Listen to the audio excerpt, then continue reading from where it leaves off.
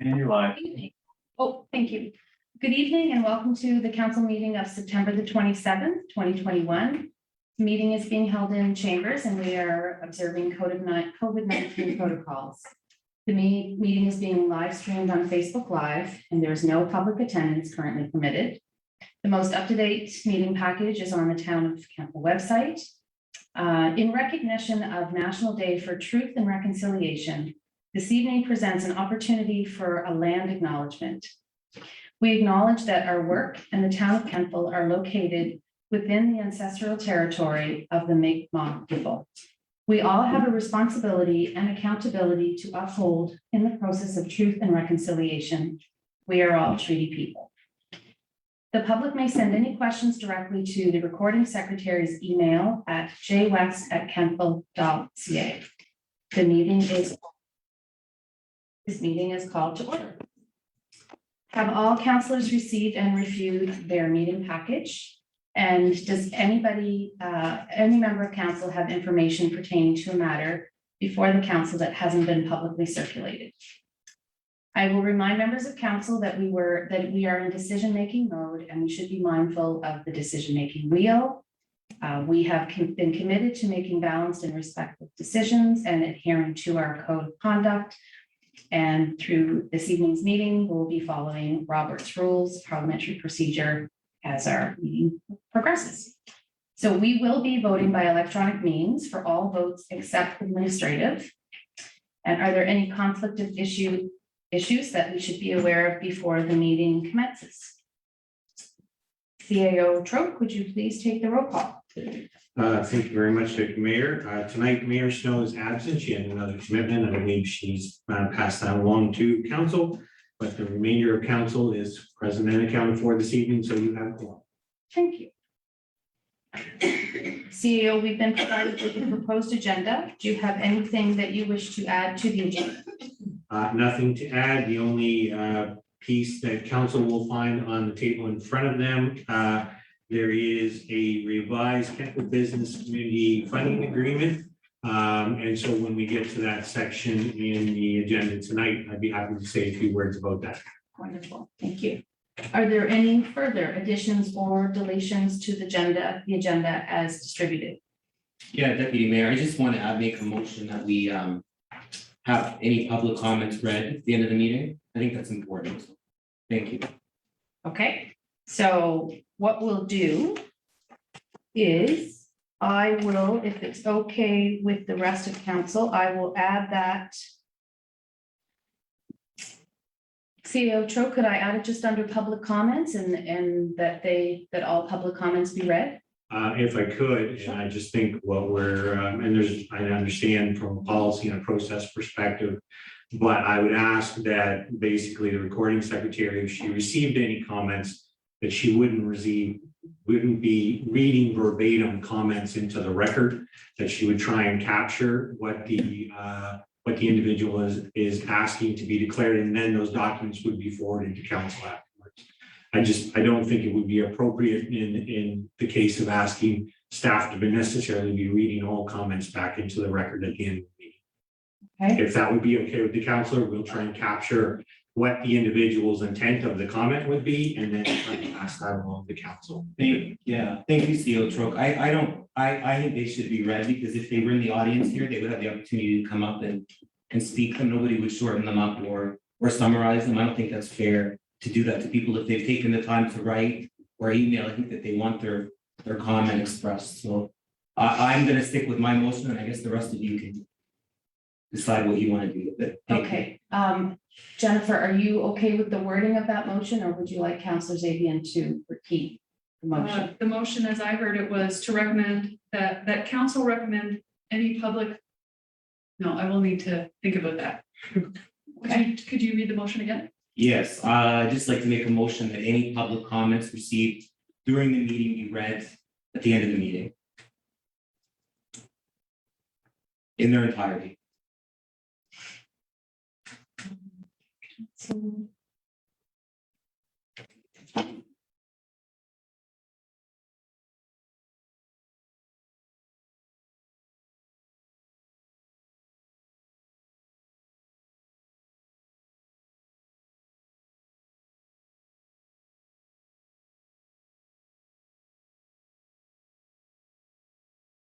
So should the motion read that council support the reading in full of letters from the public during the public comments section of a council meeting? Yeah, that sounds good, yeah. Does that include everything that you're, I think so, yeah, in their entirety, so. Okay, could I have a seconder for that motion? Okay.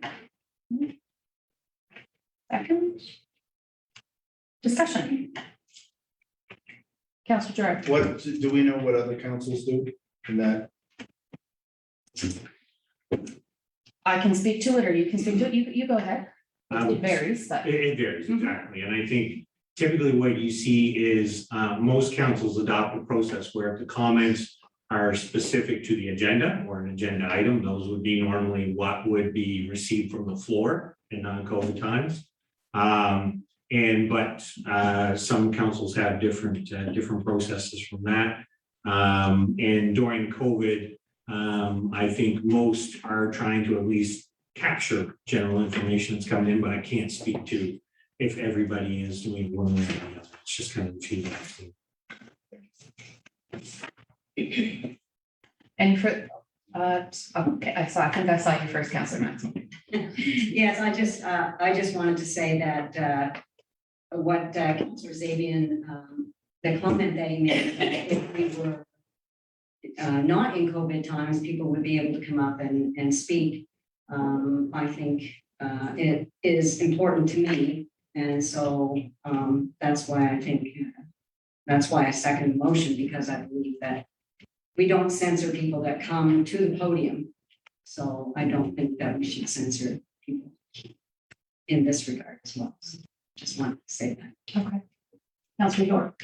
I have a few hesitations asking staff to perhaps read everything verbatim. It's tense at the moment, and I wouldn't want to put the staff in an uncomfortable position. Are we able to ask the comfort level of the staff who would be reading those? Is that appropriate to do? Or is that something that perhaps So can be discussed? okay. Please. And I certainly understand where Council Zaidi is coming from with the motion. Mhm. That's actually the piece that I think it's inappropriate for staff to read comments back to council. There is a separation between council and staff, and I understand where Council Zaidi is coming from 100%. And I think that's why I suggest general intent with the actual documents, then going back to council, so council can see them verbatim. My perspective is that I don't really believe that council should be reading documents that are coming in, that if an individual felt they would like to say something to the counselor, then that would be different than asking another party to read it. Councilor Zaidi. Thank you, Deputy. CEO Tro, could you read them then? Would that be more acceptable? Where you'd be delivering them to council rather than asking a staff member to do it? Again, I think there's a piece here where, and then again, I go to council. Generally, comments are, my experience is that comments are generally contained within an agenda. And again, I can't speak to Kentville because I came to Kentville during COVID times. Mhm. But my experience with other councils is that if a comment is germane to the agenda, then folks can speak openly and freely towards that. But if it is anything that a person chooses to say, my perspective on that would be that those should be comments that people should be directly speaking to a counselor about, not through a CAO or through a staff member. But I obviously take my direction from council, and if council wishes me to read them in, I would do so. Okay, Councilor Maxwell. Prior to COVID and prior to CAO Troke, we did have comments read in, and they would be generic by the CAO each meeting. And then we did receive copies later of those. But and the CAO did condense them a bit, didn't read them word for word, but CAO did present those and did read some. So Okay. Councilor Councilor. I like the idea of if it's got something to do with the agenda, that it be read, and if it's not, then it's no different than when folks would send a letter. We didn't read every letter, but they were in our package or eventually got to us, and if it was something that was off topic from what the agenda was, so if I'm not gonna make a motion to amend Councillor Zabian's motion, but if we change it, I would support it, but as it is, I'm not gonna support it, because I think it saves a whole lot of time if it's got something to do with what's on the agenda. Thank you. Okay, any further discussion? Okay, so I will call for the question. I will just poll you individually, if that's okay. And I will not do this alphabetically. I will just do it as I'm seeing you. Councillor York. As presented, no. Okay. And Councillor Zabian, Yes. Councillor Maxwell, Yes. Councillor Gerard, No,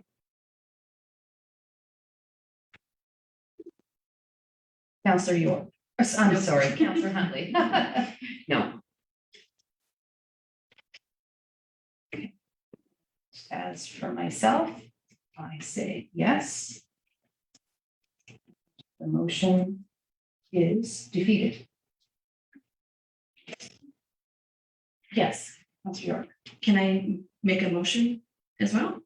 That we do the truncated version as suggested by both Councillor Maxwell and CAO Trump, whereby comments are entered and we receive them after the fact verbatim, so that we're still getting all of the information, but in a time efficient and efficient, I guess, way. Efficient, keeping in mind staff. So I think there's a couple of things happening here. Number one, there was the piece about ensuring that public comments were read at the end of the meeting, number one. So I think we all agree that public comments, can be read. So you're intending to make a different motion, Because it was just defeated, correct? correct? So the motion being that we find a compromise between the two. That if it's germane to the agenda, we hear it verbatim. If it's not germane to the agenda, that we receive it in full after the meeting. Is that? I understood that to be the compromise that happened in previous meetings, correct? Sorry, I misunderstood that. Did you, so you're making a motion? No, if that's not what was done, I'll then we attempt won't. to make a motion.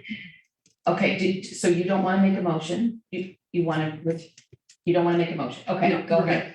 Okay, Councillor Maxwell. I will make a motion that comments be read at the end of the meeting and summarized by the CAO and read by, that comments be read at the end of the meeting by the CAO and summarized by the CAO. Jennifer, do you want to read that back?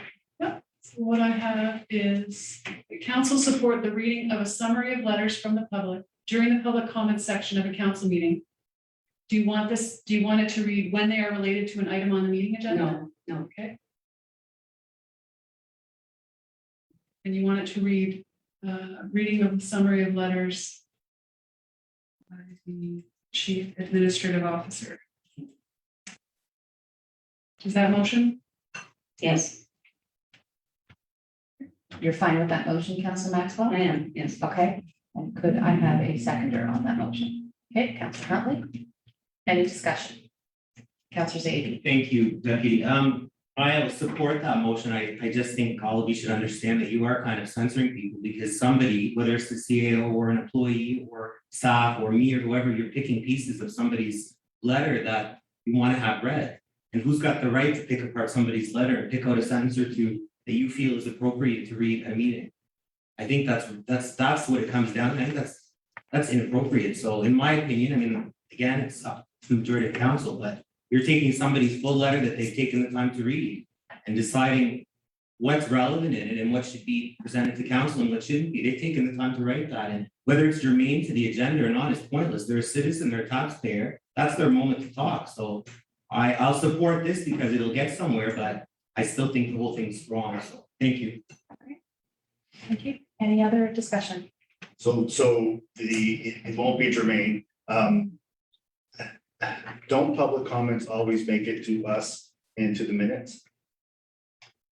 That is a question for the CAO. We've had this recent discussion. So to my understanding, and again, I think I've just heard Councilor Maxwell talk about, there was a little bit of a different practice pre-COVID. My understanding since we've been here is that, and I can speak to that folks who would write in that information would come back to council. And that council then obviously can choose to do whatever they would want from an action perspective with that. So that's been kind of the practice since I've been here, but again, that's only been since June. Councilor Maxwell. I agree with Councilor Zaidi. I don't like censoring our citizens. But I feel a certain level of discomfort with some of my colleagues around the table, and I would like the letters to be at least acknowledged and the gist of them to be read at the very minimum. So that's why I'm making that motion. Okay. Motion on the table. We have a seconder. Is there any further discussion? Okay. Ready for the question? Do I need to repeat the motion? I typically wouldn't, but if you'd like me to, I can. You're okay? You all know the motion. Okay, great. All right. Councilor York, Yes. Councilor Zaidi, Yes. Councilor Maxwell, Yes, Councilor Gerard, Yes. Councilor Huntley. yes. I say yes. The motion is carried. Right. So moving right along, we will go to the approval of the minutes, the council meeting minutes. The minutes of the July 26, 2021 council meeting have been distributed for your approval. If there are any, I'm sorry, I apologize. Go ahead, I please. think we had a motion that changed the agenda, but I don't know if the agenda actually got approved. Correct. So Oh, just the agenda in its entirety just needs to be approved. okay. Can I have somebody move to, okay, Councilor Zabian and Councilor Maxwell, all in favor? Okay, great, motion carried. My apologies for that, CAO. And we'll go back to the July 26th council meetings that were distributed. And if there are any changes, then anybody, I just have one correction. yes? There's a note in there that the deputy mayor yourself called a point of order on me, but it was actually the mayor who did the speaking on the point of order. It wasn't you, so I guess I don't know, how they're gonna reword that, but Which meeting package? the July 26th council meeting. Deputy called the point of order, but then Mayor Snow decided to explain the reason for it. What part of the minutes was that, Councilor Zabian? July 26th, Section, oh, you know what, I should have.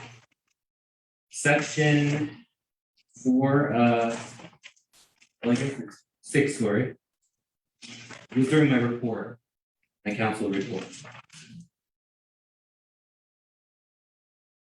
Point of order from Deputy Mayor Savage regarding a comment made by Councilor Davian about Mayor Snow. I think it was actually her who meant to call it. okay. That's it. We'll back and find out now. Okay, that's great. Can make that change. Thank you. Okay. And so with that amendment, can I have somebody move to approve the minutes from July the 26th? Okay, Councilor Huntley. Second? All in favor? Aye. Motion carried. Business arising from the minutes, we have the municipal planning strategy and land use bylaw housekeeping amendments. The recommendation is that first reading was approved at the July 26th council. Excuse me, Deputy Mayor. Yes. There were 2 other sets of minutes there that need to be approved as well. So there was special kind of meeting and public hearing meetings. I apologize. That's okay. I hope everybody is forgiving me this evening. This is my first time chairing the meeting, so I apologize. Okay, we will go to the special council meeting of August the 25th, 2021. Can somebody move the adoption of those minutes unless there are changes required? So moved, seconder. All in favor? Great, motion carried. And third set of minutes was the public hearing minutes of September the 15th, 2021. Somebody move the adoption of those. Okay, Counselor Huntley, Counselor York, all in favor? Great, motion carried. All right. Thank you. Thank you for pointing these things out. Yeah, true. So we will go now to number 4, business arising from the minutes, which is the second reading of the municipal planning strategy and land use bylaw amendments. So we have a recommendation. The first reading was approved at July 26th council, and a public hearing was held on the 15th of September. So the motion we're looking for is that council approve second reading of the municipal planning strategy and land use bylaw amendment to adopt the various housekeeping items. I could have a motion on that. And a seconder. Councilor Zabian. It has been moved and seconded that council approve second reading municipal planning strategy and land use bylaw amendment to adopt the various housekeeping items. Discussion. Councilor Gerard. Thank you, Madam Chair. So there was some, at that meeting, there was some public comments. And one of the things was, basically, for a certain, business in the zoning to, add or remove some things. Okay, so I'll just make a note there, Counselor. So what this motion is referring to is just the housekeeping items. Mhm. So there'll be a second part, or there'll be a second motion that will pertain to the C2 highway commercial. And I Okay. think that's what you're speaking That to. is exactly what I'm saying. Okay, that's great. Thank you. Any further discussion on this motion? Okay, are you ready for the question? The question is on the adoption of the motion to approve second reading, municipal planning strategy and land use bylaw amendment to adopt various housekeeping items.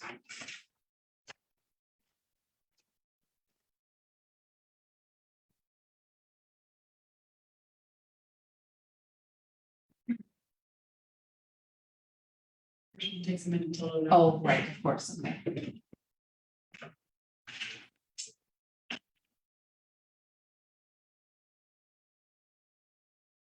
Voting is now open. And I do think that if you have it on your desk and you just press it, I did check it and they should all work just by pressing it, sitting on your desk. And vote is open. Vote is open.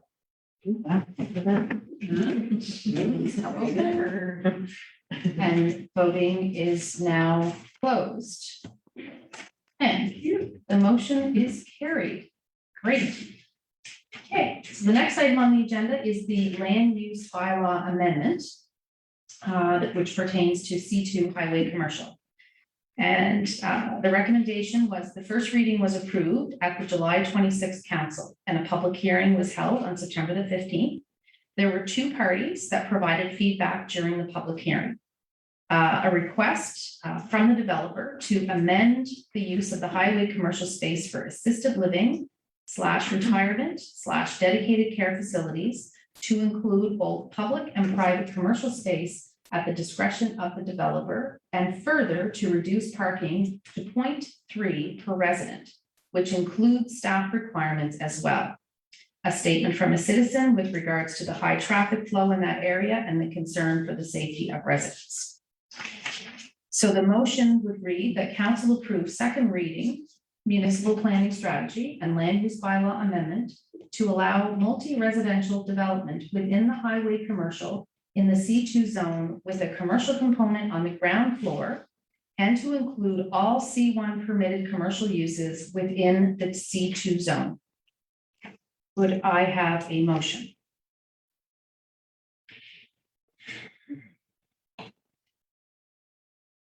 Oh, or would anybody like to make a motion?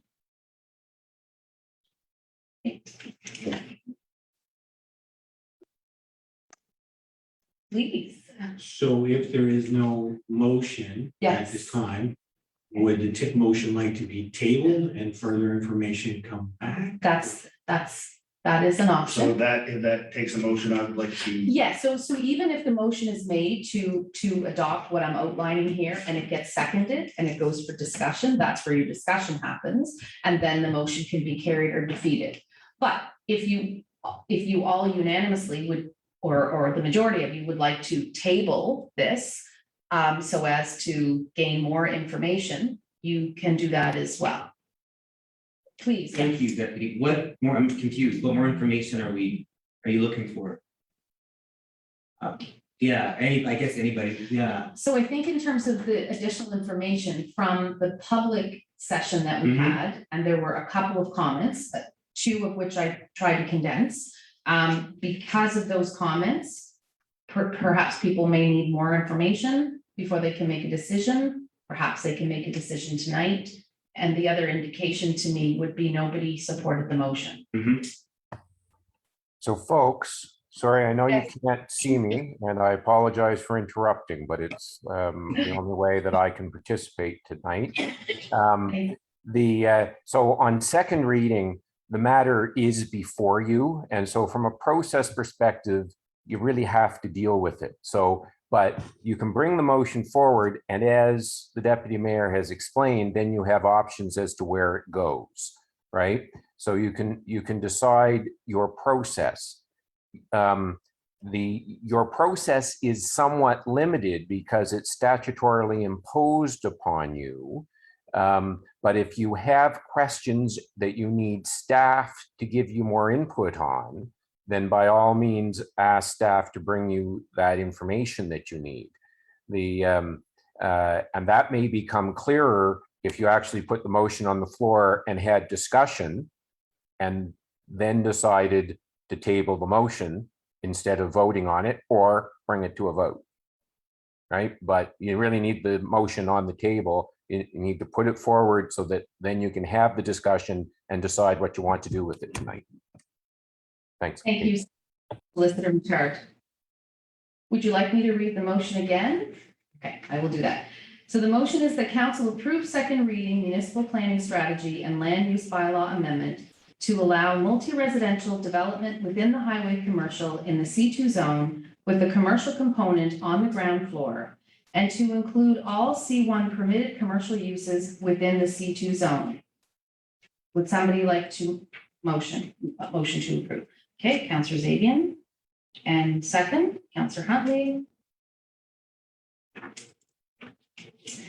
Okay, it has been moved and seconded that council approve second reading municipal planning strategy and land use bylaw amendment to allow multi-residential development in the highway commercial in the C2 zone with a commercial component on the floor. Discussion. Oh, wow. I think I saw Councillor Huntley first. Go I ahead. guess one of the struggles that I'm having with is when we talk about the commercial piece, we had all thought about, well, minimum 50% for sure. And as the developer had spoken to us, they want to be able to decide what that is. So one, I have a fear of what if it's only 20%? And I agree with our first decision of 50% plus. And secondly, let's say we say, no, we want what we want, and that's how it goes, and they pull out, right? So where does that leave us then? Then, on the other hand, if we make this call for one developer, do we do it for every developer? Or like, how does that work future? Because really, that's what we're talking about here, right? It's a future. Do I want all commercial everywhere? Well, I want to see growth and I want to see it done smartly, but we're getting bigger. There's a lot going on. So I'd love to see it happen. It's just the commercial piece I'm a little worried about. Councillor Hunt. Yours? Councillor York. We'll swap it tonight. You need to switch places. I would agree that we have already, as a council, decided that commercial is very important. And I want to be clear that we're making this as, we're not doing anything spot zoning. We are making a decision about the C2 as an entirety, which includes the west end portion, but it also includes lands in the north end as well. And I do have hesitations about reducing or allowing a developer to determine what is, what would be left to their discretion. I'm not comfortable with that. That's my 2 cents. Councillor Xavier. Thank you, Deputy. I guess the way that it was presented to us was that the ground floor, the frontage was 100% commercial, correct? Correct. So when I look at this change, I'm not looking at it germane to that developer. We're looking at it in general for whoever comes forward. So I don't think we should amend it or look at that. I don't think we should have to go back to staff and change that number to suit one person who may or may not be interested. Personally, my opinion was always that the ground floor should be 100% commercial, but we compromised and we came back with a ratio with at least 100% frontage. So I'm okay with it as is. I'm not sure what other information, unless, you know, some of the councilors are trying to please that one developer. That's what the fear is, but I don't think that's a good idea. So we've been advised by our director that that's not a great idea either. So I think the way it is, I'm fine with it. You know, that's all I'd like to say on that. Thank you. Okay. Councillor George. Thank you, Madam Chair. I think, I would like to see what staff has to say about it, considering we do have, not specifically for this developer, but for this type of development. The town already has, a building and a business like this in town that required 0 commercial and reduced parking spots. It's right downtown across from the rink. I like the idea because, well, number one, for the housing situation, but number two, this is a very different type of development, not specific to this developer, that I really think we should look at. And I think we've already sort of set a precedent that that type of development doesn't have to contain commercial. Anyways, I would like to send it back to staff to see what they have to say. My thought. Thank you. Councillor Maxwell. I have quite a few concerns with this. First of all, as everyone around the table is aware, I have struggled with our financial integrity in giving up our C2 position to a development that could go anywhere in this town. And we're having to give up a C2 piece of land. We're asked to let them decide how much commercial they're going to put on the bottom of it. And I'm just looking at this saying, you know, I've got to look at the town of Kentville's future here. And this plot of land, whether it's this piece or the entirety, and when we do this, it's the entirety. We're going to give that up in a time of, as Councillor Huntley says, growth in the valley and in Kentville. And we're going to send all our big commercial business to Colebrook or maybe New Minas, because we don't have any other land that's going to accommodate big commercial business.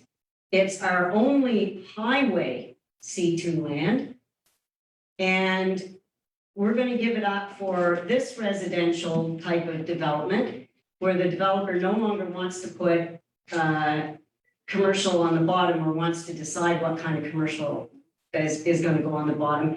That type of, I'm all for housing. And if somebody could explain to me why I'm giving up C2 land for a development that could go anywhere, like even across the street in a residential zone, why am I giving up C2 land in the town of Kentville for a residential type of development? I just look at the future and say, that's fiscally irresponsible for me to do that.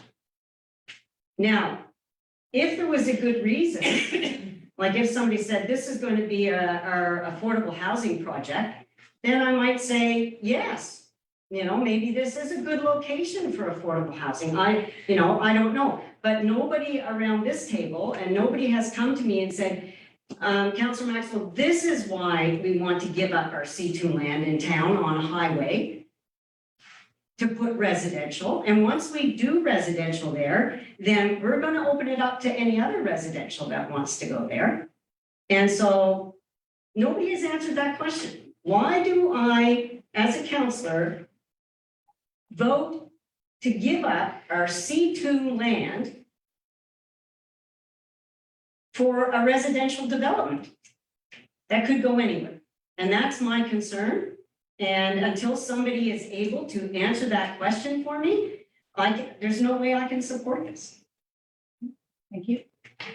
I think we have to be clear that we're not changing the C2 zoning for this specific project that has come before council before. Because I have the same reservations as you do, Councillor Maxwell, that we can't do spot zoning, and we certainly can't do zoning changes to please developer.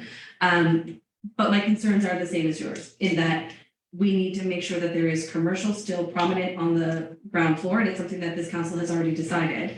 And by our standards that we had previously set, 50% at least for the total, 100% fronting, the development that I think you're talking about wouldn't meet those qualifications and they would be out anyway, is my understanding of the current situation. So if that's the case, if we set those firm parameters and can operate within those firm parameters, in that at least 50% commercial on the bottom with 100% facing, then I am comfortable, because we've already determined that commercial is important. I don't think there will be a development that will put 50% commercial. That's not true. Okay, so I think we will attract businesses in commercial that will put at least 50%. And if they're going to be back and forth with our staff about, but we get to decide who's there and we get to decide what's open, then it's just not going to fit the parameters that we will have established. So hopefully that eases at least some of your concerns, because I share the same concerns that we'd be giving up prime real estate for something that is making some awfully big demands. But I think if we stick to our guns with the parameters that we had previously set, they would not make the cut. Councilor Maxwell. I'm hearing what you're saying, Councillor York. However, I do believe there is a difference in taxation between C2 and what we're allowing here. And the taxation would be bigger because the square footage is going to be bigger of a larger commercial business. Therefore, once we give up that square footage, that larger commercial business, then we do lose the taxation ability. And so that's my main concern. And like I said, there are times when I would feel comfortable perhaps doing that. Like if this was an affordable housing project, I may feel very much differently about it. But when I look at a development like this, and then I have to take note of our resident who says, these are vulnerable people, and they're on the verge of, their latter years in which dementia could develop and things like that, and we're going to place them on a highway, a busy highway, even if they're out walking on a sidewalk, on a busy highway, if they have dementia, that, that's going to factor in, that's a safety hazard. And, people get confused as they get older. And also driving. I mean, we're going to up the number of the traffic going in and out of that section. So we've already got Access Nova Scotia, we've got heavy traffic going in that road there, and then we're going to add to it. I just think, our resident, our citizen here made some very, very good comments to us on this. And I don't think it's something to ignore. And heaven forbid, being in and out of Grandview Manor, for almost 2 years now, and I've seen that confusion, and I would not want to see those vulnerable people put on a highway, a busy highway, either. And so, yeah, I just, I'm concerned about it, and I can't. Any further discussion? Okay, yeah, go ahead. Thank you, Deputy. I'm just, and I go back, and with all due respect to everybody, I don't know, and I've repeated myself now 3 times. I don't know what more you're looking from support from staff. I don't know what else they can tell you. I mean, we've been on this now for about 6 months, right? Since we started talking about making this change. So I don't know what else that they can give you. I think you're all looking for an answer, like a golden answer, and it's not cut or dry. It's either. And I take Councillor Maxwell's points, and I mean, she's correct on what she just said. I mean, but again, when you make this change, it's not germane to that project coming in there. That could be affordable housing, or it could be high-end. We don't know what. Anybody could come along at that point. You can't prejudice somebody and tell them, you know, they can't put this there. Once it's residential, right? So that it's a hard thing to look at when you paint it out like that. So I don't know what else staff can come back and say or give you. You know, they can't change the traffic flow there, and they can't change, we're not gonna change that number on the bottom floor, so I'm not sure what more you're looking for. Thank you. Theo, did you want to speak at all to any of the remarks made by the developer? Just before you do, I've spent a lot of time reading through this and looking at sort of the pros and cons of it. And when I look at the schedule of what's allowable under commercial, and I see distillery and so things like that. But in this particular case, any and all of those items that are allowable in the commercial zone would be permitted in that establishment, correct? If that person was to build that establishment.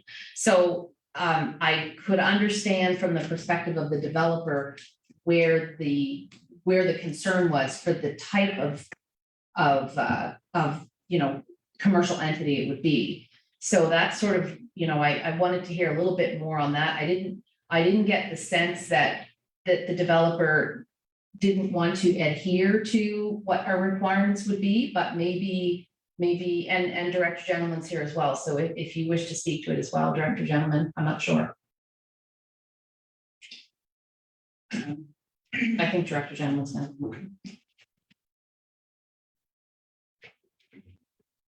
Thank you.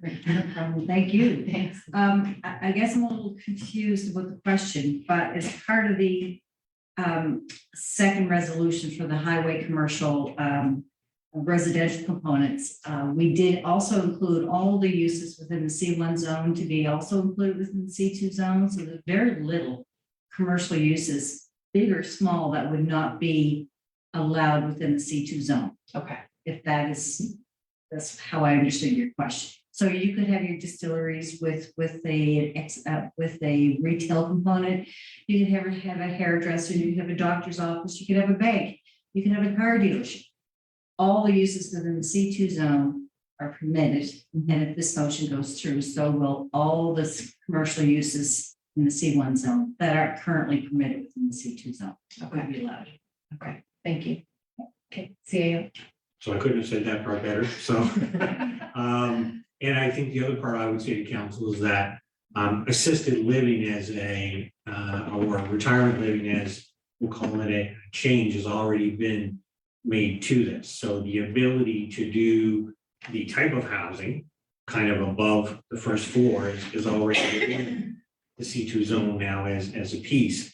And I think the part where the developer was speaking to was those components that are not going to be open to the general public. And I think that's kind of the nub of this conversation, where they were talking about a dining room and so on. So I think, council, from a perspective, if the information is before them and folks are at a point to be able to make a motion, there's one way to go. Or if there's any greater direction the council does want any information, we're happy to suss that out. But, we as staff will take our direction, obviously, from what council wants us to do here tonight.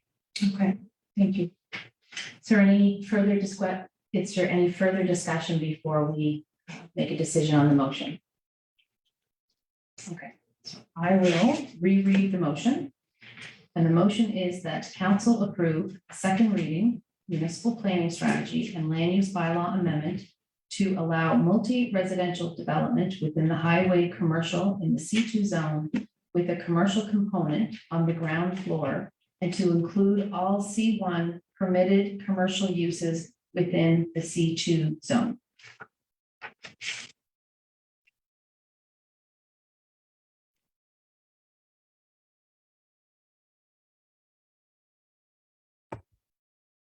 So Deputy Mayor, Yes, this Yes. is where if somebody wanted to table the motion, they need to bring it forward. Otherwise, you're about to vote on that motion. Just to be clear. okay, thank you. Does anybody wish to table the motion? Counselor Gerard, you wish to table the motion? So he would make a motion to that effect and you vote on that if there's support for it. I would make that. Okay, thank you. And do I have a seconder for that motion? To table. I will second the motion to get it on the table for discussion.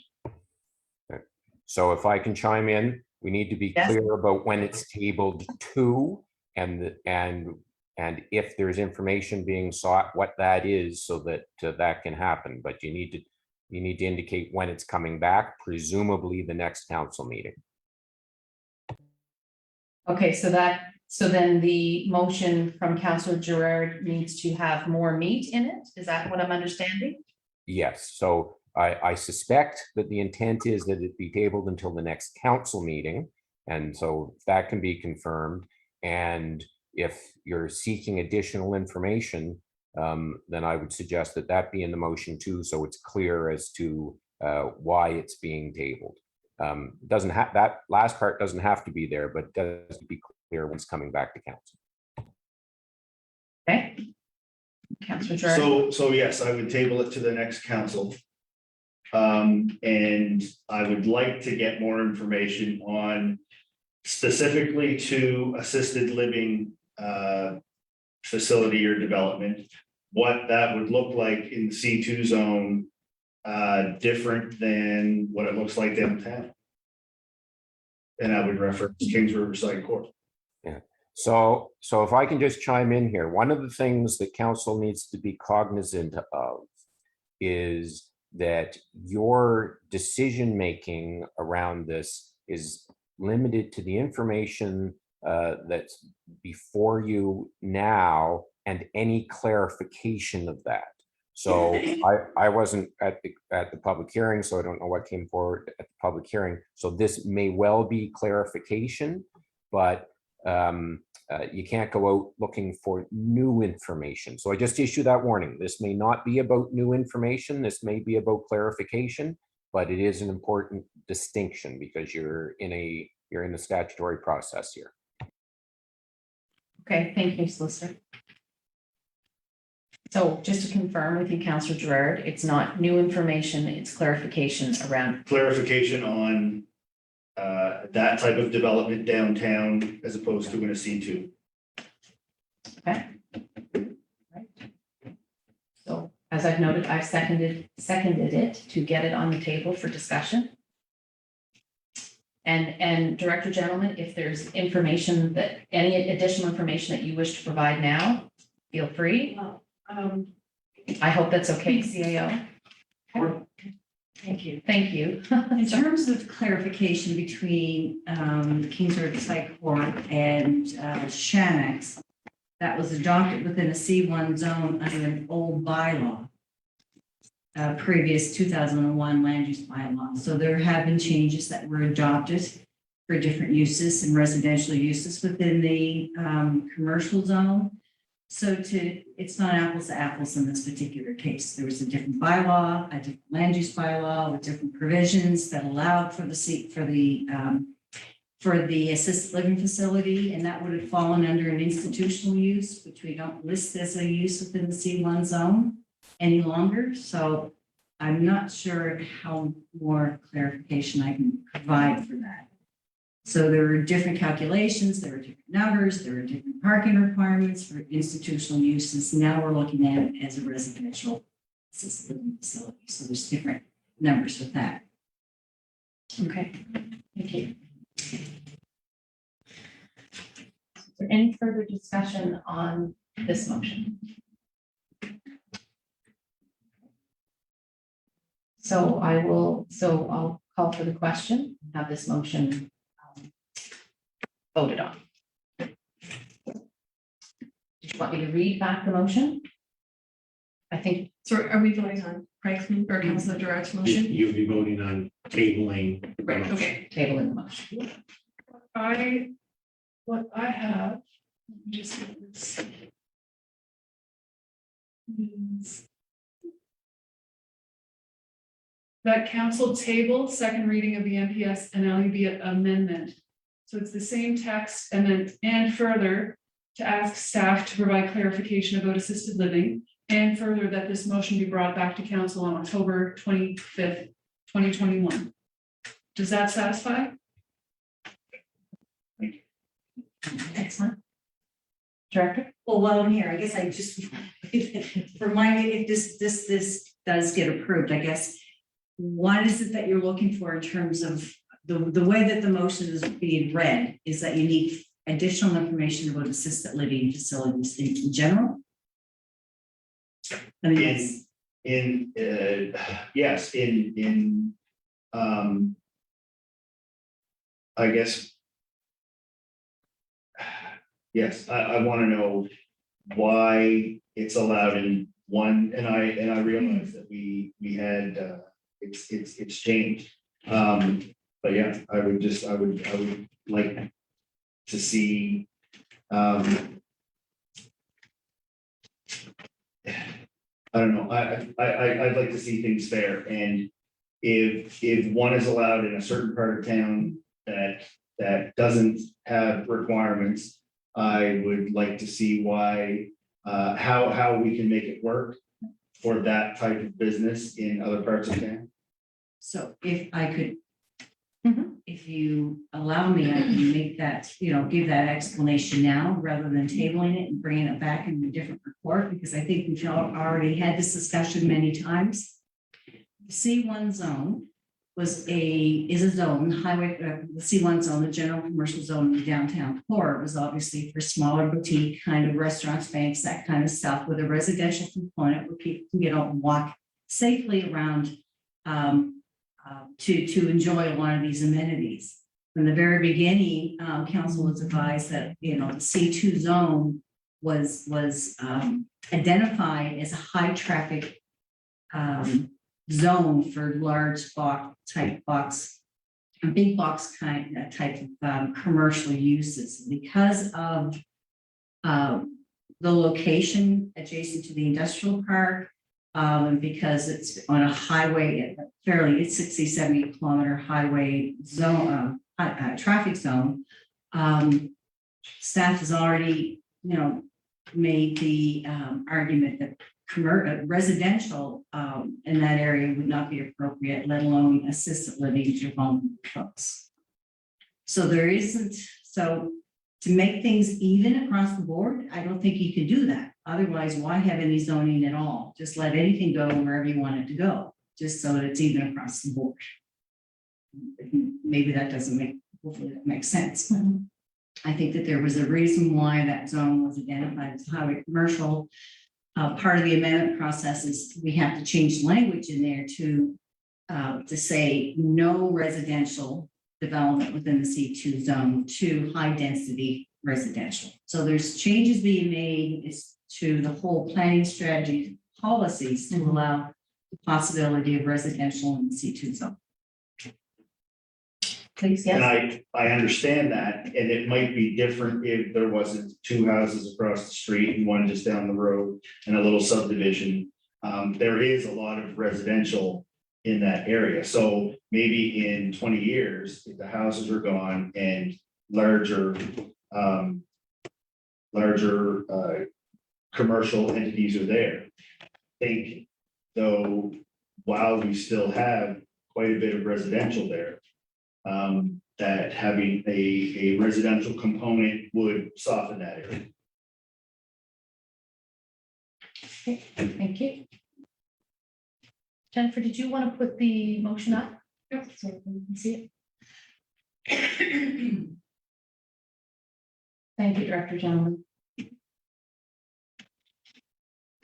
So obviously, these are just my minutes, so just ignore that.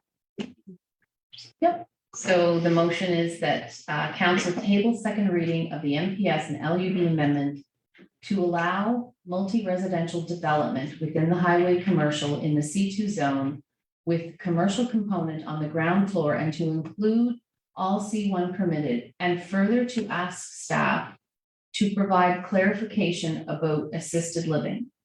And further that this motion be brought back to council on October 25th, 2021. So we have a first and a seconder. So are you ready for the question?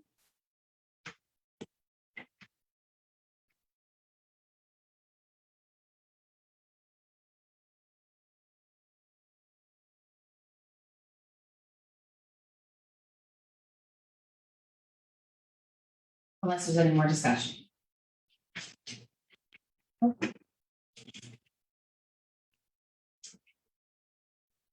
Yeah. So the topic of this one is to table. Okay.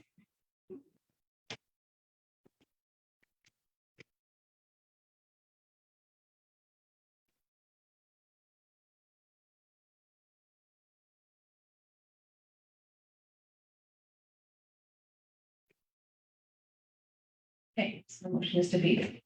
So we now will go back to, I believe we can go back to the original motion. Jennifer, did you want to bring that up? That was that council approved second reading. Municipal planning strategy and land use bylaw amendment to allow multi-residential development within the highway commercial in the C2 zone with a commercial component on the ground floor and to include all C1 permitted commercial uses within the C2 zone. So I believe I need a motion. Sorry, I believe I need a mover and a seconder. No, you already have that, Deputy Mayor. Yes, I had a mover and a seconder before, and the motion wasn't taken off the table, correct? So we can go with that first and seconder. Okay, Yeah, so the motion's simply coming forward for a vote now, if there's no more discussion. is there any more discussion around this motion?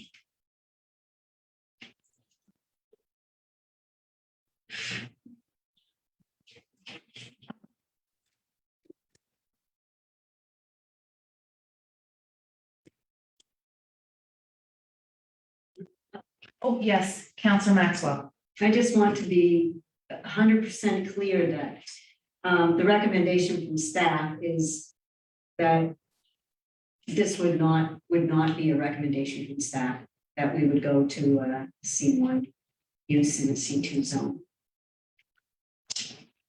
CEO Troche? Well, I think what we have is council's made a decision to include all C1 uses in a C2 zone.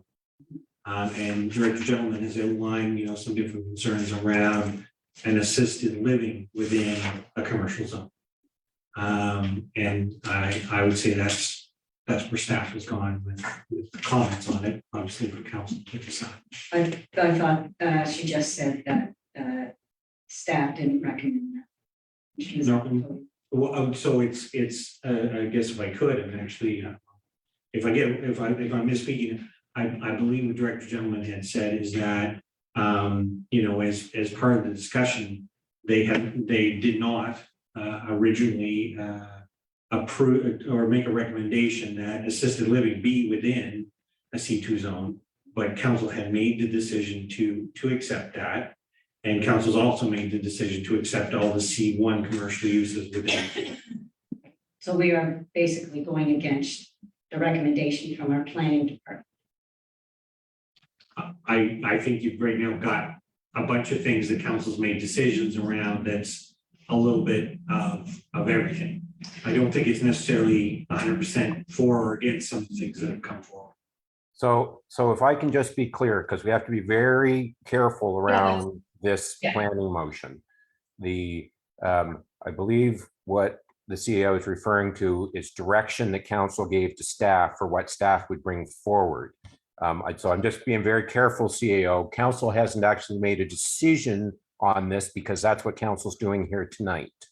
council made decisions about asking staff to bring certain things forward to get us to this place. So now those sitting around the horseshoe get to make the final decision, which includes what the councillor was just speaking about whether or not even that direction is something that you still want to own or not. But it's the whole package tonight, right? It's that whole package that you took to the public hearing, heard from the public, and now you're going to make a decision as to whether or not all of those things are going to be approved within the C2 zone.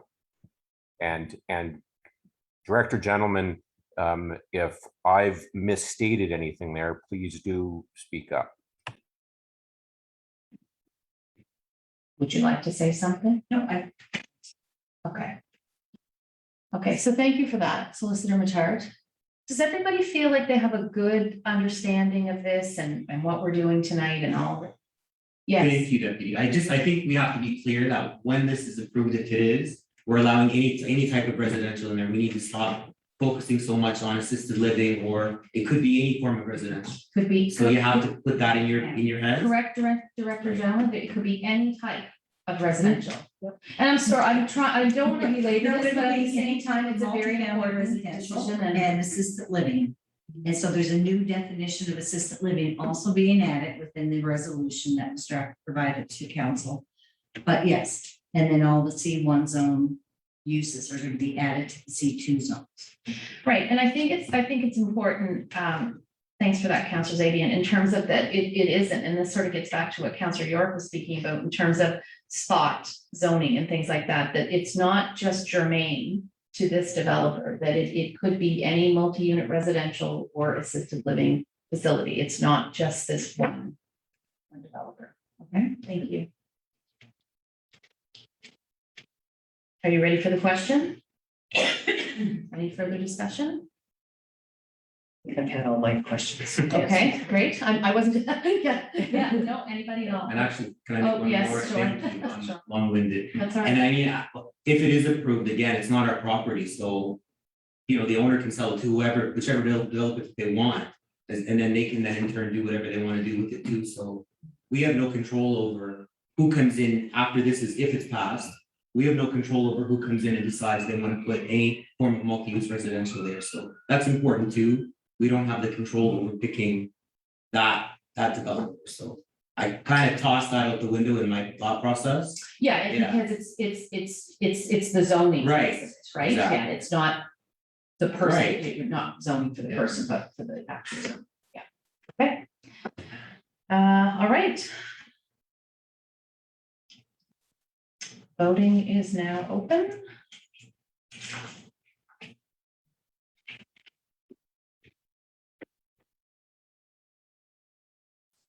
Voting is now closed. And the motion is passed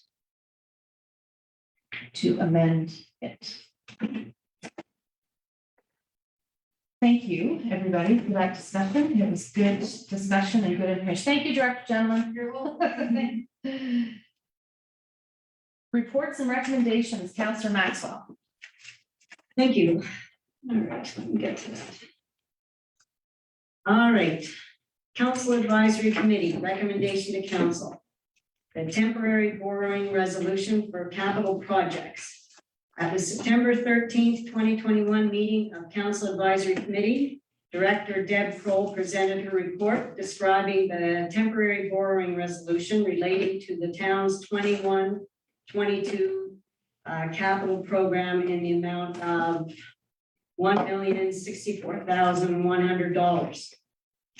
Council Advisory Committee recommends that council approve the attached temporary borrowing resolution to borrow under TBR 2122 town $1,064,100 for various purpose capital projects at the September 27th, 2021 meeting. I so move. Seconder? Any discussion? Okay, so CAC recommends to town council approval of the attached temporary borrowing resolution to borrow under TBR 2122, $1,064,100 for various purpose capital projects. And the motion is the council approve the attached temporary borrowing resolution to borrow under TBR 2122, town $1,064,100 for various purpose capital projects.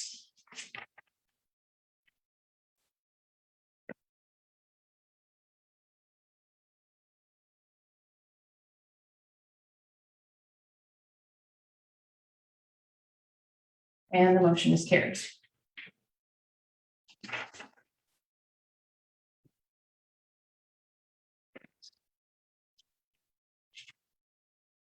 Okay, Council Advisory Committee, recommendation to council, temporary borrowing resolution for sanitary sewers. At the September 13th, 2021 meeting of Council Advisory Committee, Director Deb Kroll presented her report describing the temporary borrowing resolution relating to the town's 21-22 sanitary sewer area capital program in the amount of $235,000. Council Advisory Committee recommends that council approve the attached temporary borrowing resolution to borrow under TBR 2122 sanitary sewer Burke subdivision, $235,000 for sanitary sewer Burke subdivision capital project at the September 27th, 2021 meeting. I so move. Seconder?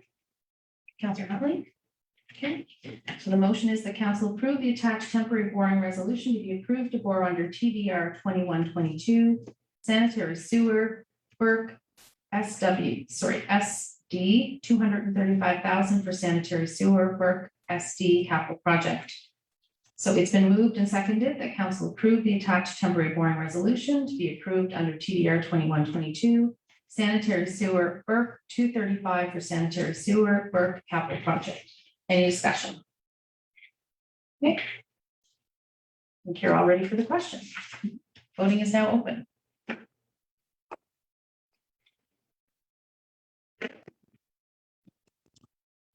Okay. Now closed and motion is carried. Council Advisory Committee, recommendation to council Valley Waste Guarantee Resolution.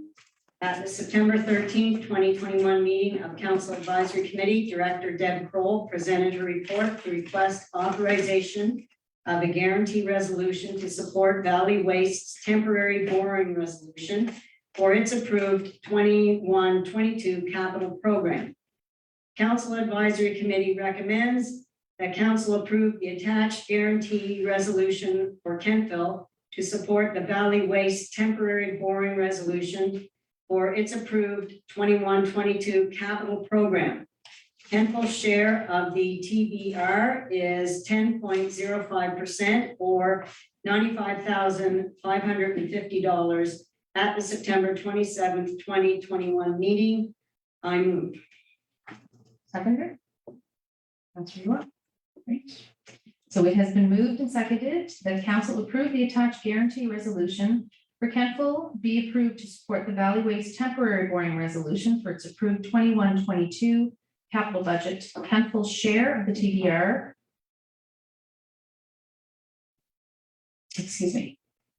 is 100%, at 100%, is $95,550. Any discussion? Okay, you ready for the question? You can open the vote.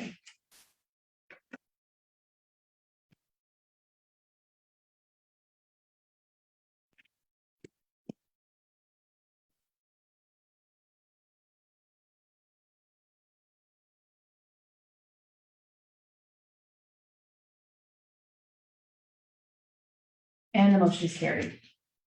Councillor Maxwell, just before you continue, is everybody okay with how I'm doing the motions? Do you want me to repeat them more than the one time, or is that okay?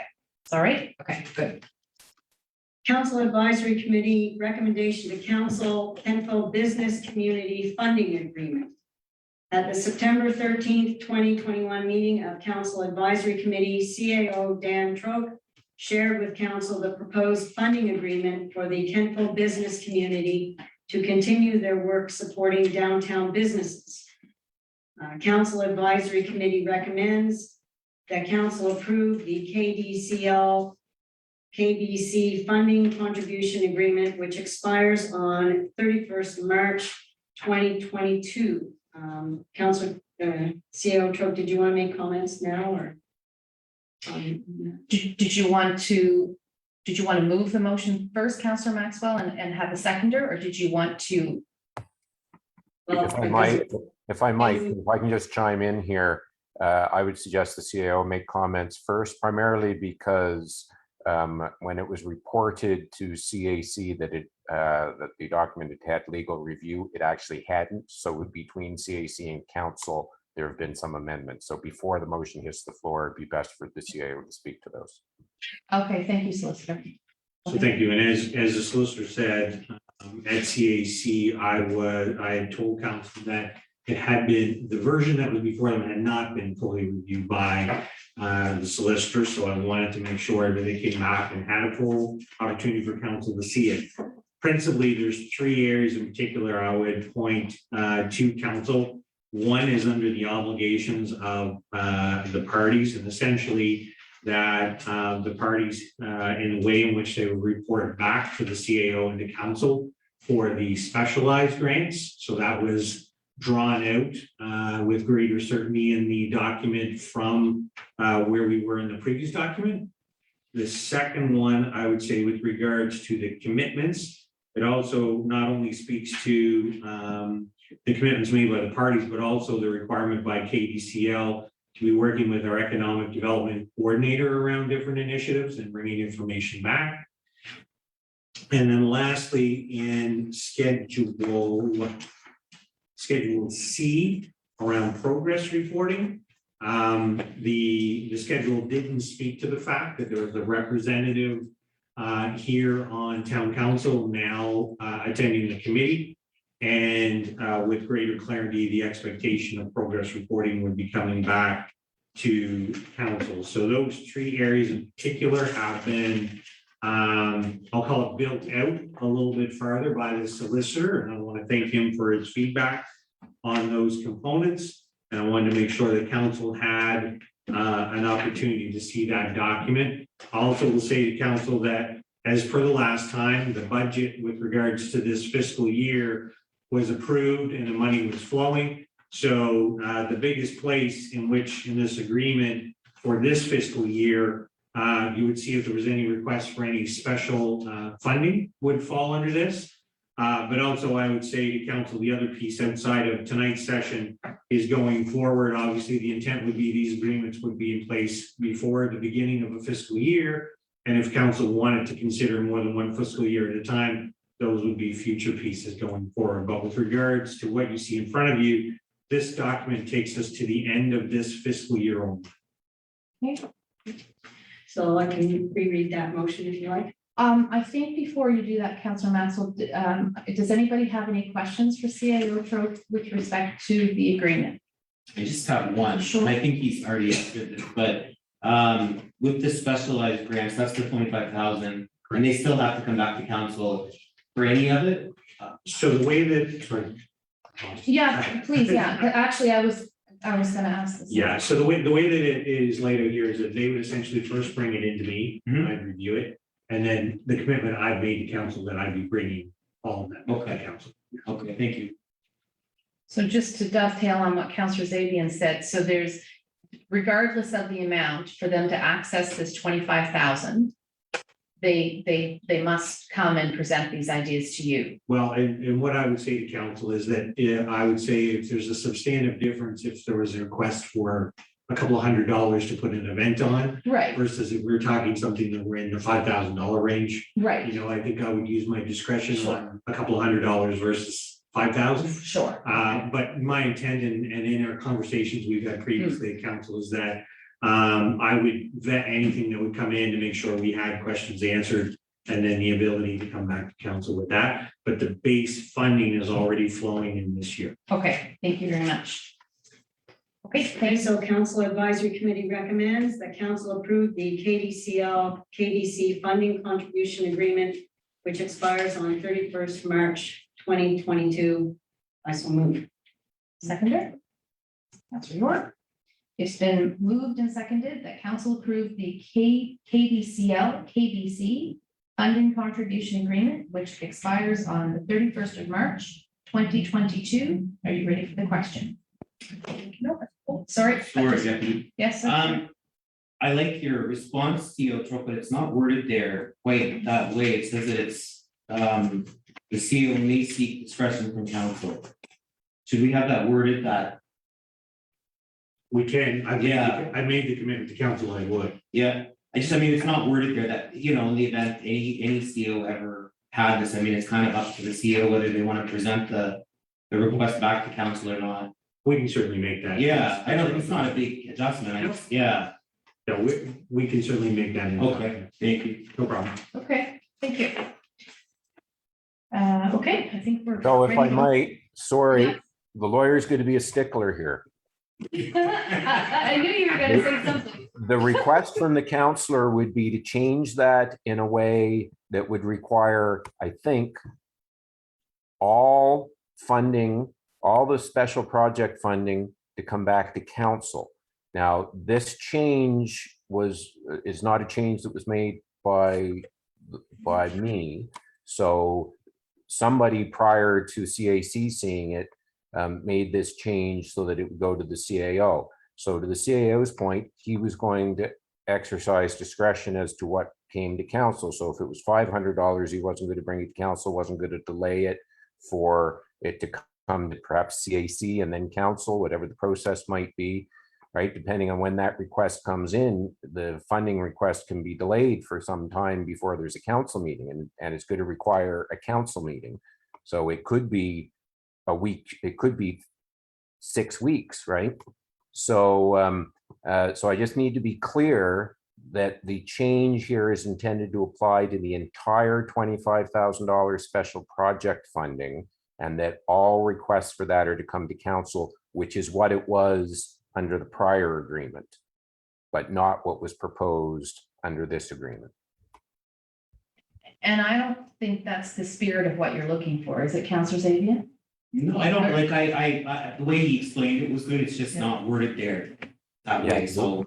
The way he explained it is not going to work in a legal document, Counselor. Because the way he explained it was, he's exercising his discretion.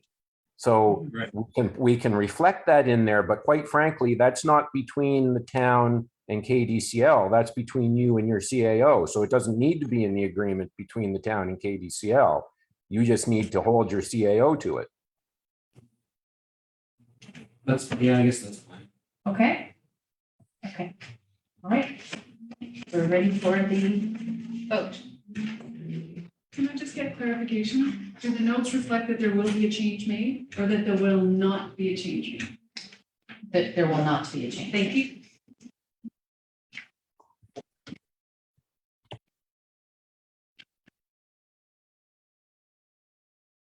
It's now open.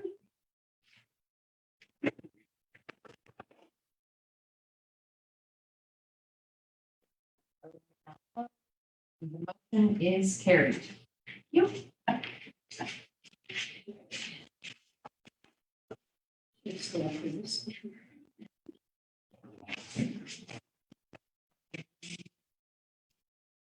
Okay.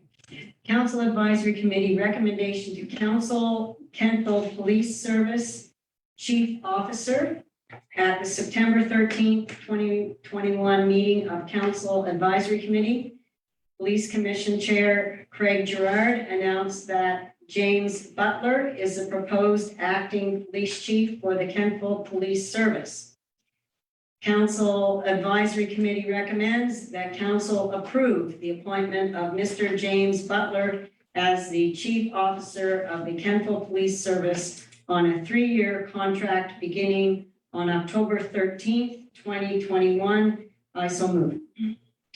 So I believe thank you, Councillor Maxwell. I believe Solicitor Matart had suggested that it read that council appoint that council appoint Mr. James Butler as the chief officer of the Kemptville Police Service on a 3-year contract beginning on October 13th, 2021.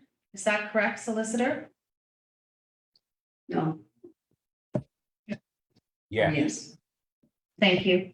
Are you comfortable with that, Councillor Oh, Maxwell? yes, I thought it had already been made, the change had already been made on here, but I see now that it has not been made. Okay, Sorry, I thought it was too. okay. All right, so I'll just read, I'll read the motion again, that council appoint Mr. James Butler as the chief officer of the Kemptville Police Service on a 3-year contract commencing October 13th, 2021. I have a seconder for that. Councillor. Thank you. It's been moved and seconded that council approve the appoint of Mr. James Butler as the chief officer of the Kemptville Police Service on a 3-year contract beginning on October 13th, 2021. We open the vote.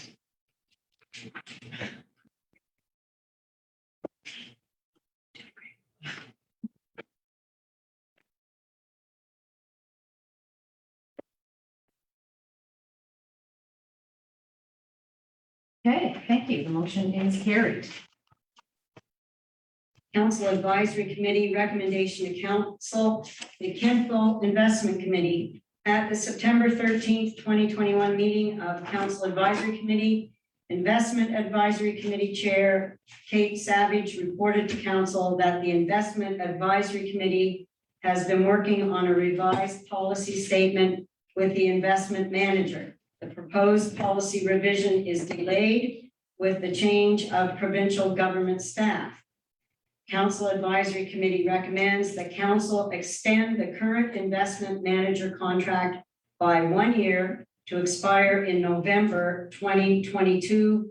I so move. A seconder for that, Councillor Zabian.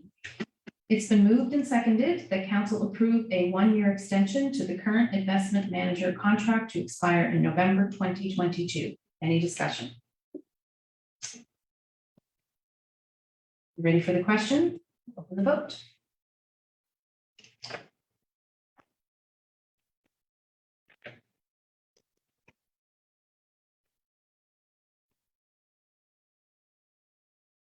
And the motion is carried. Council Advisory Committee recommendation to council, Kings Regional Emergency Management Organization, intermunicipal service agreement. At the September 13th, 2021 meeting of Council Advisory Committee, CAO Dan Trope shared with council the proposed intermunicipal service agreement for the Kings Regional Emergency Management Organization to continue their work supporting emergency preparedness and response. Council Advisory Committee recommends that council approve an intermunicipal service agreement, IMSA, with the town of Berwick and Wolfville and the municipality of the County of Kings for the provision of regional emergency management organization services, and further to approve allocation of funds based on the REMO sharing formula. Kemptville share represents 15% of the current $80,000 REMO budget. I so move. Seconder? Councillor Humphrey? It's been moved and seconded that council approve an intermunicipal service agreement with the town of Berwick and Wolfville and the municipality of the County of Kings for the provision of regional emergency management organization services, and further to approve allocation of funds based on the REMO sharing formula. Kemptville shares represents 15% of the current $80,000 REMO budget. Discussion. Okay, you ready for the question? And open.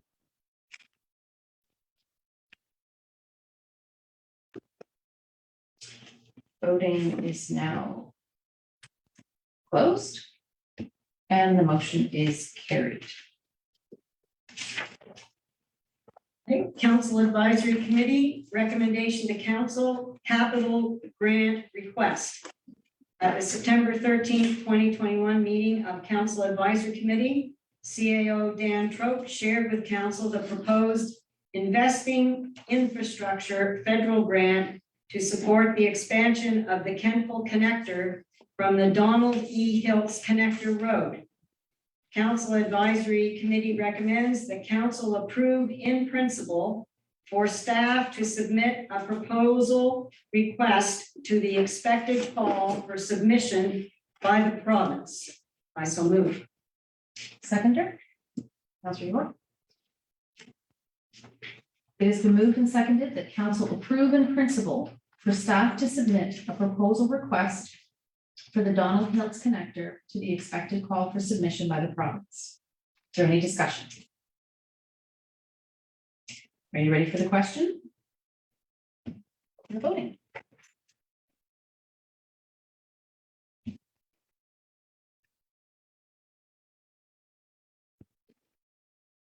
Voting is now closed. Sorry, yes, and the motion's been carried. Council Advisory Committee recommendation to council, National Day for Truth and Reconciliation. And before I read this, I just want to point out to the public that on this day, September 30th, the National Truth and Reconciliation Day, the town of Kentville flags will be at half-staff that day, just so people are aware. At the September 13th, 2021 meeting of Council Advisory Committee, CAO Dan Trope reported that Kentville strongly supports the National Day for Truth and Reconciliation and will close Town Hall on that day. The town will offer resources and events to bring Indigenous and non-Indigenous people together through awareness, compassion, and understanding. Council Advisory Committee recommends that council approve that the town of Kentville will honor First Nations, Inuit, and Métis survivors and their families and communities on September 30th as a recognized holiday for the town. I so move. I have a seconder, Councillor Zadian. It has been moved and seconded that council approve September 30th as a recognized holiday for the town to honor First Nations, Inuit, and Métis survivors and their families and communities. Any discussion? Are you ready for the question? You can open voting. Voting.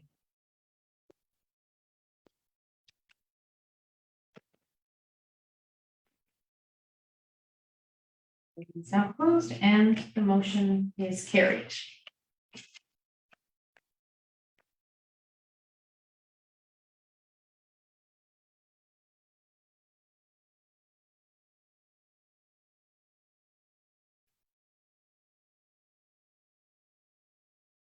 Thank you, Councillor Maxwell.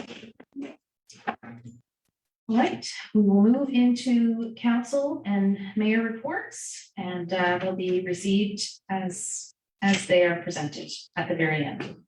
And Councillor Gerard, would you like to start? Thank you. Last council was July 26th and last CAC was September 15th. August 5th, I attended the NSAPG executive on commission training. August 6th, I attended the Nova Scotia Policing Standards Committee, which will be coming out with a report sometime down the road, but another NSAPG on August 31st, the LUB MPS hearing on September 15th. September 17th, I met with the incoming police chief Jim Butler on the upcoming meetings. September 20th, we had the grants to organizations. September 23rd, we had the joint fire meeting, and September the 1st, I attended the chief's retirement ceremony. That is my report. Thank you. Thank you, Councillor Gerard. Any questions for Councillor Gerard? That's his report. Okay, we'll move on to Councillor Huntley. Thank you, Deputy Mayor. Most of August, we had no committee meetings. There was one exception, and council met on the intermunicipal service agreement updates. September 8th, there was a diversity meeting, and we were introduced to the new diversity specialist in Kings County, Kanisha Gordon. And also she talked about what her folks coming aboard she would like to do. And I didn't put it in there, but I know they are also going to be looking for some new board members coming up. September 20th, we had the grants and organizations review. 15th, we had our public hearing on MBS and LUB. And I switched the dates there, like the 10th, there was a King's Transit recruitment discussion meeting. We just finished reviewing the applicants and now we're done our search. And they are in the middle of doing that process right now. So an answer should come soon as to where it is moving forward. And right now we have interim general manager Brian Smith helping out, and they all love him there. And September 22nd, we had a short King's Transit board meeting. And that day, we were actually introduced to one of the new fleets that were brought on board for the new buses. And quite impressive. The piece that I mean, you think a bus is a bus, but the piece that I really liked about it, when you got on it, they had improved the wheelchair ramp that goes right down to the ground. And when the wheelchair comes on the bus, the safety of connecting it to the bus itself and the ease to allow the bus driver to help in any way that is possible, which is a huge improvement. So that was nice. And moving on, just canceled attendance, the opening of the new Crystal's House, which was beautiful. Couple of Lions Club breakfasts that happened August 7th and September 3rd. I attended the retirement gathering for Police Chief Julia Chichetta. And also on September 8th, participated with a couple of counselors on the Valley Regional Hospital Foundation Radiothon. That was a lot of fun. And just some miscellaneous, I had a meeting with the King's Transit visit with the interim general manager and also with the administrator, Rianne, who I found out now has left King's Transit, so that's unfortunate. She was a great asset. There was a connector program meeting with Valley Ren. I asked to meet with the Chamber of Commerce, the physician recruitment retention meeting, and find out kind of what their plans were moving forward. I had an August 12th coffee meeting with President Amanda McDougall. There was about 10 of us around the table there. I had a portal meeting with Russ Sanchez, April 17th. On the 18th, I wanted to meet with the new coordinator with the Mentorship Plus strategy meeting, who's a wonderful lady. And it seems like she's got a lot going on there to help. So that's wonderful.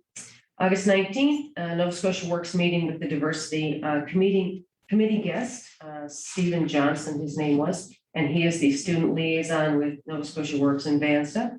And it's all about youth employment. And another physician recruitment meeting. There was a meeting with the executive director at KPPT. And that's the 19th. The 24th, there was also another meeting. And that was and I wanted to find out about maybe down the road, what sort of things had point-to-point transit ever done to probably, I would say, piggyback or partner with King's Transit. And is there a way to do something maybe for tourism along those lines? So that was the discussion we had there. And August 24th, there was a meeting with Public Works, and I had spoken to our director, Dave Bell. When I show to the Water Commission meeting, I feel like, because it only happens quarterly, so I do feel out of the loop a little bit with that. So I had suggested maybe an opportunity to go on a tour of the water facilities. So I'm kind of looking forward to that. We had to wait for August, September to be over because it was a busy schedule. September 15th, I had a meeting with the mayor. The 16th, I met with the CL to discuss. I had a couple of things on my agenda. I want to talk about affordable housing and the committees that are going to be changing over in November. September 2nd, mentoring and strategy plus meeting. And again, another meeting with physician recruitment on the 30th and 15th. I had a meeting with Kings County Councillor Jim Windsor, and it was regard to the LOC updates. And that is my report for the meetings. And if I might just have one more minute or two, if that's okay with you, Deputy Mayor, sorry. I said, there's a lot of good things happening, even just going through all those meetings. And a few people have made comments which I've been silent about. And I wanted to just take a few minutes to speak on what has surrounded council since June 2021. My opinion, mine alone. Many residents have asked me, why not comment? And for those who know me or who don't, I'll speak on a topic until I have the facts, so I'm fully informed. Residents have asked me, how do I feel? Well, hurt, in the dark on many things, as I can't speak on what I was not around for. So to me, I still have to do my own research. Residents, I said I was embarrassed at times and frustrated. Yeah, okay, for both, for probably many reasons. And the not knowing is probably the hardest for me. I said, if I've learned anything from 40 years of managing and working with HR departments, is when issues are confidential, they are that for a reason, and parts we have to accept. I will also not comment on a social media platform. That's just a personal choice, and I don't see it, in my eyes, representing our town professionally. If you're tuning into our monthly council meetings, I ask that while you listen to any negative, please look at what our town has to celebrate, and so much of which is done by the town staff. Active transportation, accessibility plan, a stellar recreation department, making sure we have things for our residents and families, health, play, and care opportunities. And don't forget all the successful grants we are awarded because of hard working behind the scenes. Miners Marsh, beautiful trails, our NPS and LUB plan is to help our town grow economically, and changes to help our future. I'm proud to be a counselor for Kentville and work with the mayor, the CAO, council, and staff. I will also continue to work forward with committees, subcommittees, and building relationships with other municipalities and the agendas on the table. Thank you for the time to speak, Deputy Mayor. Any questions or comments? Move on to Councilor Maxwell. Thank you. September 22nd, 21 was when this report was done. Date of last council meeting attended, July 26, 21. Date of last council advisory meeting, September 13th. On September 9th, I attended the Annapolis Valley Trail Coalition AGM, and I will report on that in a minute. August 27th, I attended the end of summer celebration at Oakdean Park. This was a fantastic event. Kudos go out to our rec department for its organization. Couldn't have been a better day. Many families in attendance. Once again, the soap slide was a major attraction, as was the Music Man.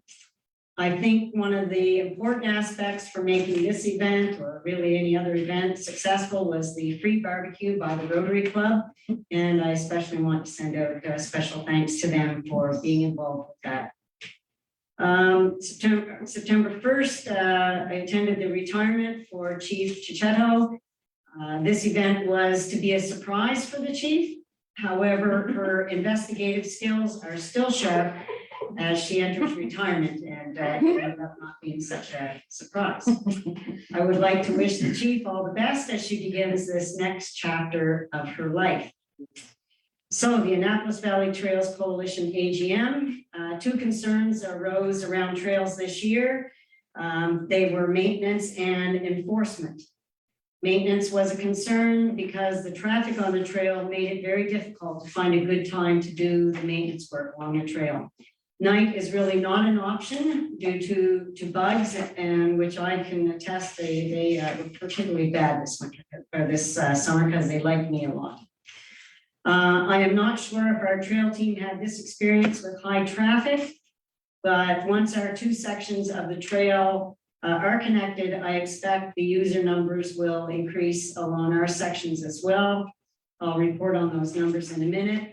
Other maintenance concerns were, of course, the storms that we had, staff reductions due to COVID-19. That was with the partner staffing, so municipalities having trouble with getting staff, and we know about that here, and the humidity and so on were all factors.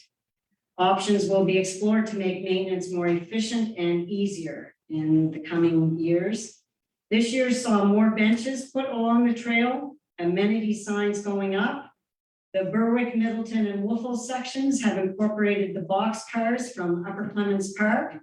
These are being used as community development projects. Enforcement of trail rules has become increasingly important due to the high traffic starting on our Harvest Moon Trail. The rules and enforcement are basically left primarily to the Department of the Environment and the Off-Highway Vehicle Act, as well as the Trail Act. Again, I believe this will become an increasing concern for us. The chair said they have found that when users are greeted with a wave and a hello, it has been noticed that the decorum is much better. To give you an idea of use numbers, the Wolfville section recorded 412 users in one day this summer. And the Grand Prairie section recorded 902 users in one day. And all types of use are up. However, bikers now outnumber the walkers all along the trail. There is a new strategy being put in place province-wide called the Shared Trail Strategy. And this is an attempt to bring all groups together in a common vision that will allow trail groups to keep their own identities. This is primarily funded through community culture and heritage, so it's a provincial endeavor. Their priorities are to advance knowledge and understanding of trails, enforcement and etiquette, the streamlining of funding processes, and more information can be found on the Nova Scotia Trails website. So if you were out on the trails this summer, I'm sure you noticed increased traffic on the trails, and that's just been happening over and over every year. Those numbers are increasing. And that was the gist of the AGM. So if there's any questions, I'll entertain them. Any questions for Councillor Maxwell with regards to the report? Thank you. I am next, so I will try and be brief on mine. Same as the rest of the folks, last council meeting attended and the CAC. July the 26th was Source Water Protection and Town Kemple Water Commission. In my report, I give probably more information than I needed to, but talked a little bit about the well field reports, and that basically Director Bell goes through the fact that all wells are producing as expected, and that as we're hearing along the board there, due to steady growth amongst residential and commercial sector, that Engineering and Public Works is actually recommending that another production well be developed. And there's some preliminary investigation going on with respect to the location of the new well. And that is probably expected to commence in late 2021, early 2022. I talk about a report that was given on McGee Lake, backup water supply. And then we get into the actual water report and that the water quality remains high and consistent. I won't get into the part there where I talk about low THM and HAA5 levels, but to say in a nutshell, we've been permitted by Nova Scotia Environment to reduce our sampling from quarterly to annually. So all is going well in that area. September 8th was Investment Advisory Council. The investment policy statement is still with the minister for ministerial approval. We have a new Minister of Municipal Affairs, Minister John Lohr, who is just learning his portfolio and new mandate. So discussions we had around the portfolio mix and what that will look like, provided we get approval from the minister. There are no concerns meeting the financial needs of the town, even if the revised investment policy statement does not take effect for a few more months. And the portfolio stands just at 14 million, north of 14 million. And we're positioned to support the town to the tune of 433,000, ending March 2022. August 20th, we had a special meeting of IAC, and that was around the discussion of request for proposal requirements that was to be issued in September for a decision in November 2021. And tonight we approved the extension of the current IA for the ensuing 12 months due to the proposed changes in the IPS not yet being approved by the minister. September the 11th, I attended a strategic planning session for the Kemple Rotary Club. I attended as a Rotarian, but it's pretty evident that the Kemple Rotary Club sees Town of Kemple as an instrumental partner moving forward with their plan. September 15th was the public hearing with regards to the rezoning, the highway commercial C2 and other associated sundry items. September 16th was regional sewer. So with that, there's an update on the desludging that just shy of 7,000 tons was taken away. We came in under budget and there was sort of a quasi postmortem that was completed in a number of areas that perhaps we could do better at. Better coordination with main schedules, the use of geotubes rather than centrifuges, and dewatering less, which would cut down on the actual costs. We did at that meeting review the BODs in as much as Kempo was over substantially. And there's an action item there to let us know what the time span of the testing was, and discussions over more testing to be done at random times. We reviewed our financials to date, and there appear to be some variances, but all should level out by the end of the year. We had a council meeting on the 20th to talk about the grants. At the council meeting September the 15th, I attended as ex officio the KBC board meeting. And what I've done with respect to KBC, I'll just talk on that a little bit. In the package there, you will see that I've included Wednesday, July the 14th minutes, and I've included Wednesday, September the 15th minutes. And then what I've also done, I gave all of the council members one of these packages, and this is the newest package that KBC has coming out. It's called their engagement package. Will be coming to all new businesses in Kentville. So they're pretty excited about that. That's just gone to print. And as I understand, Doug, Ralph, and Genevieve were out about today, handing some of those out and meeting some of the new businesses. So if you sort of have a peek through their minutes, you know, they're pretty comprehensive minutes, and it gives you a really good idea of what's sort of going on behind the scenes in terms of the facade program, the mural festival that they took part in, you know, Festival of Flowers, all of the, you know, issues that they're becoming involved with, KCA and PTA, show of support for Chisholm's, win what you buy. So there's a whole host of items there that that they're doing and involved with in the town. They've got in all of their minutes, they talk about their facade program committee report. They always have a promotions committee report, an events committee report. They talk about governance. They have an executive director report. And then they just have general conversations, you know, about what's going on, and they're fulsome minutes. So I would, you know, encourage you to read them, review them. And, you know, if you have any questions, you can direct them to me, or you can direct them directly to KBC. One of the other items that they also included in this package were their March 31st, 2021 financial statements. And so you've all had a chance to sort of have a look at those. So they've got a members equity position of about 141,000, and they had an operating income of about $8,500 for the year. So they're in good shape and doing great works in our community. So I thank them for that. Very end of my report is July 28th. I attended the NECIC grad parade and ceremony. July 30th, Chrysalis House grand opening. August 7th was the Lions Breakfast in Kentville, and I say special thanks to Councillor Huntley. And September the 17th, some discussions I had with various residents there for your perusal. And that is the end of my report. If there are any questions. Oh, yes, okay. Concerning the Kentville business community, when I love their package, by the way. And great. one of the questions, but I think you and I had already discussed, but I thought I would just put it here. They do talk about commercial property owners. And I guess one of my questions was, I know it was probably discussed before, but what about home business owners, right? So, yeah. Right. So at the last board meeting that I was at, that topic of discussion did come up, and I know that it's something that they are looking into.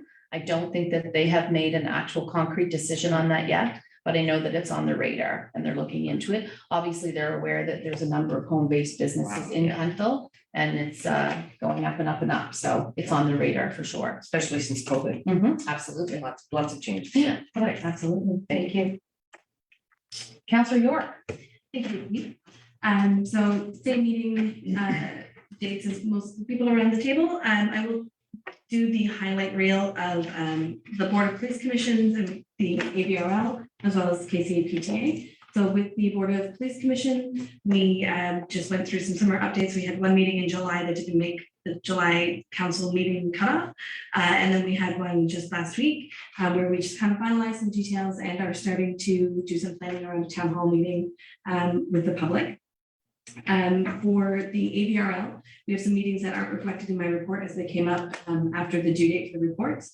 But with the rapid changes in as we approach phase 5, and then with the libraries being deemed non-essential and now essential again, it has changed quite a few things on how the libraries will operate and what needs to happen. So there have been quite a few meetings in the past couple of weeks, just getting things up to snuff so that staff and the public have a safety plan in place.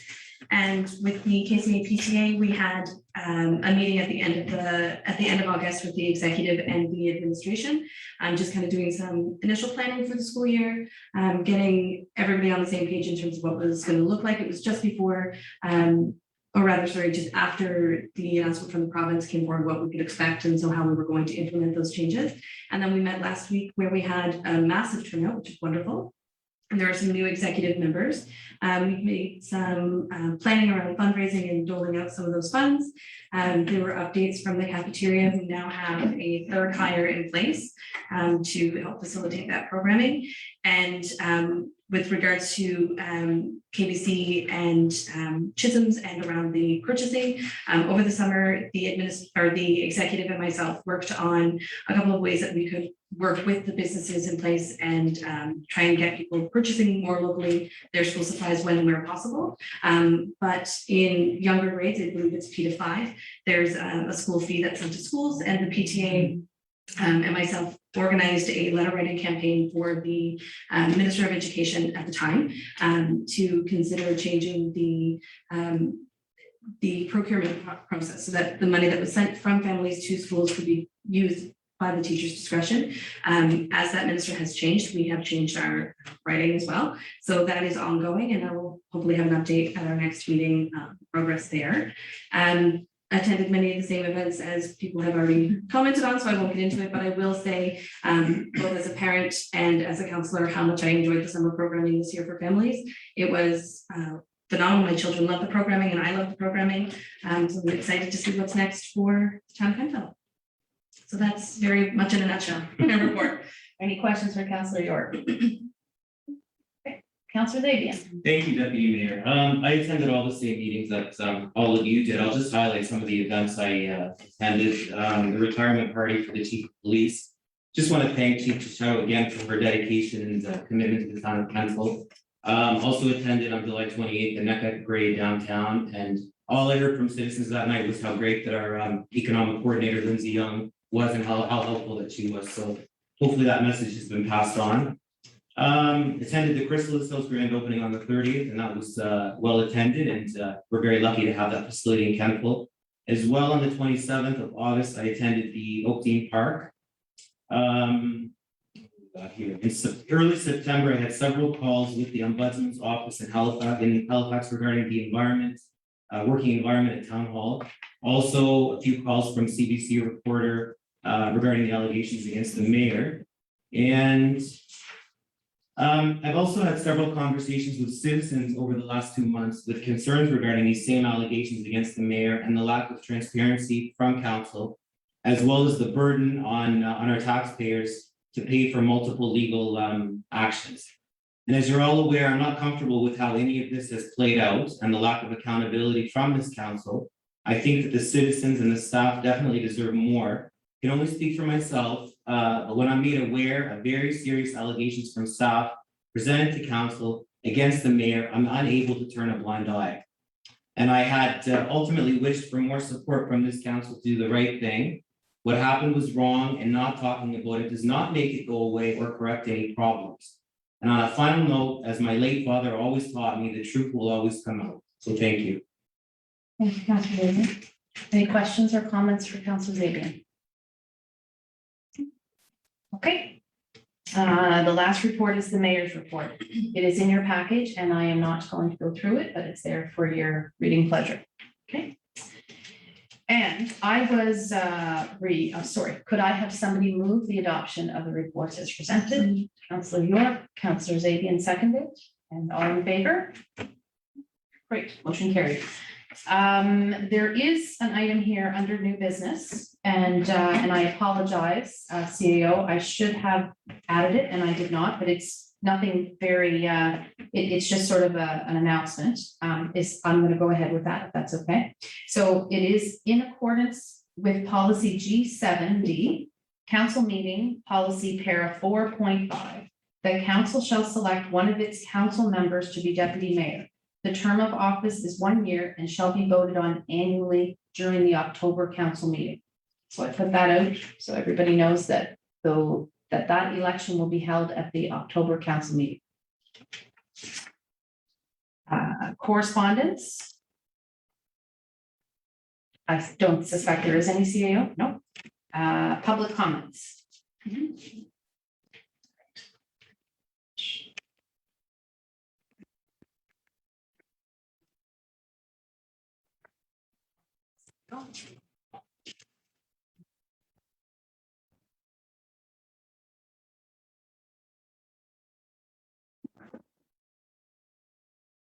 Okay, you have to just bear with me. I'm going to try and go through these. I'm just having an opportunity to see them. So first email is from Tricia Williamson, who has some concerns with regards to transparency and is commenting particularly with regards to an article within Frank Magazine. I have Alex Smith, who is concerned around meetings and with regards to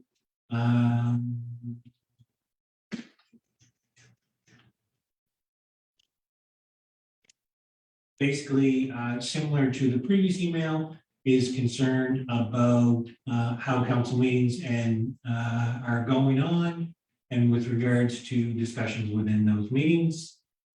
I have Kimberly Kehoe and want to thank the deputy mayor for reaching out and as well Councillor Xavier Maxwell and York for their efforts to address various concerns. And Mr. John Smith, and he felt that that comments should be read at the council meetings. And if someone has a question and want to know why there is no construction on the Old Edge property. And that, I believe, are the comments come in. I'll ensure their entirety. These comments will go to council, and council obviously will have freedom to do whatever they wish with those. Thank you. And there is no in-camera this evening. So there being no further business, I would accept motion to adjourn the meeting. Thank you, Councillor York. And second? Okay, all in favor? Aye. Motion carried. Thank you, everyone. Thank you.